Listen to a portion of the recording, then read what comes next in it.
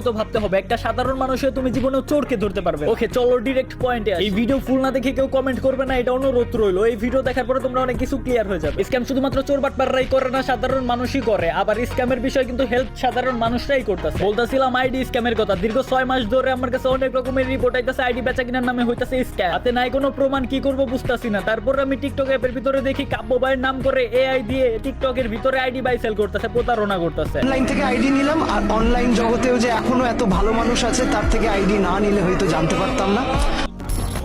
ভয়েসটা শুনে তোমাদের অরিজিনাল মনে হলেও এটা কোনো অরিজিনাল কাব্য ভাই না, এটা এআই দ্বারা তৈরি করা হয়েছে এই ভিডিওটা। ভোলা বলা সাধারণ মানুষগুলা এগুলা বুঝে না, এআই এর মাধ্যমে কত কিছু করা যায় এইগুলা কিন্তু তারা জানে। কাব্য ভাইয়ের নাম করে হইতাছে স্ক্যাম, কিন্তু এই বিষয়ে কাব্য ভাই নিজেও জানে। স্ক্যামের বিষয় নিয়ে আমি আইডি সেলারদের সাথে কথা বলি, তারা বলে ভাই তারা কিছু জানে। তাহলে করতাছে এটা কেডা? চলো এটার রহস্যটা ফাঁস করি। চোরকে ধরতে হলে চোরের এলাকায় যেতে হবে। তারপরে আমি একজনের সাথে কন্ট্যাক্ট করে চ্যানেল খুলি, গ্রুপ